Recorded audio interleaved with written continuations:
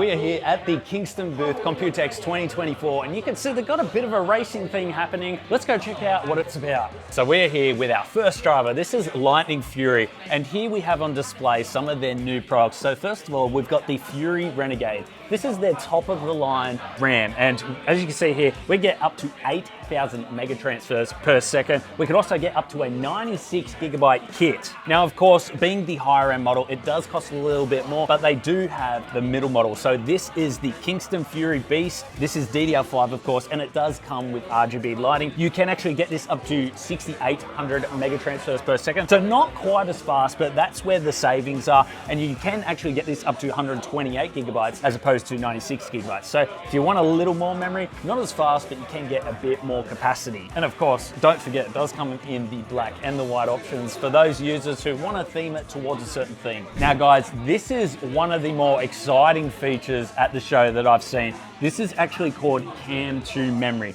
It's aimed at minimizing the space that the RAM actually takes up. Now, some motherboards have been developed so far. It's not out on the market yet, but Asus does have one, and MSI Project Zero, you may have seen it in our MSI video. This actually utilizes it as well. Now, the fantastic feature about these is the traces are actually located towards the CPU more, so they're actually able to achieve faster speeds. I heard up to 8,400 mega transfers per second when it's released to market. So that is absolutely amazing. Now, having such a low profile memory requires some cooling. So it does have the built-in heat sinks on the motherboards, but that also means that it is low profile, so you can actually use more radiators in your build. You could actually use bigger fans and radiator setup. The possibilities are endless because you're not going to be worrying about any compatibility issues with high profile RAM actually colliding with your radiator. Now, like I was saying earlier, the memory modules now are actually super low profile, and they do require a heatsink to keep them cool. But the cool thing about these is if you do damage any of the socket, you can actually remove it. You don't have to throw the motherboard out. You can actually get a new socket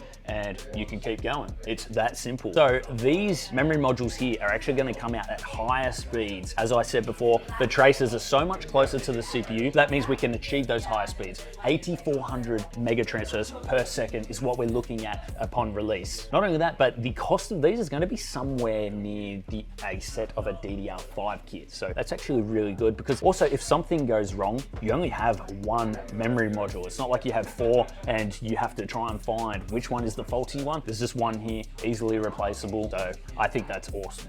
This is the Kingston Fury Renegade SSD. Now there are two options. You have this one that doesn't come with the heatsink, so you can actually put that straight into your motherboard and under the built-in heatsink, or you can actually get one with a built-in heatsink here. This is actually perfect for something like a PS5 as well, or your PC. Now the read and write speed, so you can actually get 7,300 megabytes per second read and up to 7,000 megabytes per second write. You can also get up to 4 terabytes in capacity, so that's going to be fantastic for those video editors or anyone with Call of Duty installed, because we all know every single update there's another 100 gigabytes added to the game. We're now on to our second driver. This is Creative Canvas. Now right here, some of you may not realize that Kingston actually makes SD cards. So this is a V60 SD card. It's actually perfect for filming, just like what we're doing right now. They've also got the V30s, which are actually good for like GoPros, drones and things like that. And then you've also got the more entry level here. Now to go with the whole racing theme here today, Kingston have actually made the Renegade limited edition RAM module. Now this actually goes all the way up to 8,000 mega transfers per second. You can see, obviously we've got a red racing car in there, so we've got the red all over the heatsink as well. That's pretty cool. This will also be available for a 24 gigabyte kit or a 48 gigabyte kit as well. And now we're with our next driver, Swift XS, and these are all our portable SD cards. So what we have here is the XS1000 and XS1000 Red. This is the limited edition one. You may have seen that we covered this last year at Computex. Now they have the limited edition Red to go with the whole racing theme. And of course we have the XS2000, which is the bigger brother of the XS1000. This is the vlogger's best companion, and I have to agree. We have 2,000 megabytes per second read and write, which is absolutely fantastic. You get up to 4 terabytes of storage as well, which realistically, we really need one for Computex, don't you reckon? So much video footage.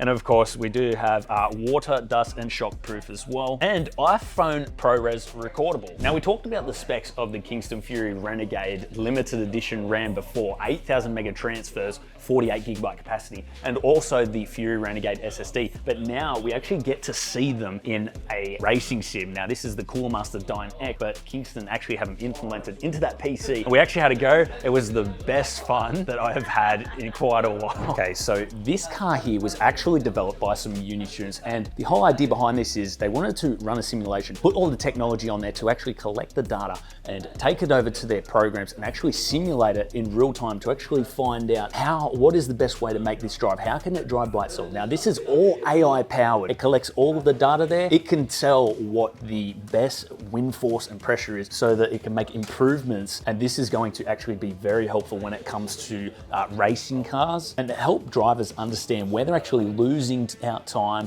where they can gain time, and what they're actually doing right. So you can see here, it's actually showing and simulating the car and showing where the actual force is when it's going. Now this is real-time simulation. As you can see here, the car is going along. It can actually sense where all of the cones are and sense where to turn. There's actually no one driving this. It is self-driven. That is absolutely fantastic. I thought it was really cool, so I wanted to share it with you guys. So it analyzes the different pressures to show where improvements can be made. You can see that red, that's where the more pressure is, so that's obviously where the most wind resistance is. That, yeah, a self-driving car, well, you definitely need it because you go sideways around roundabouts.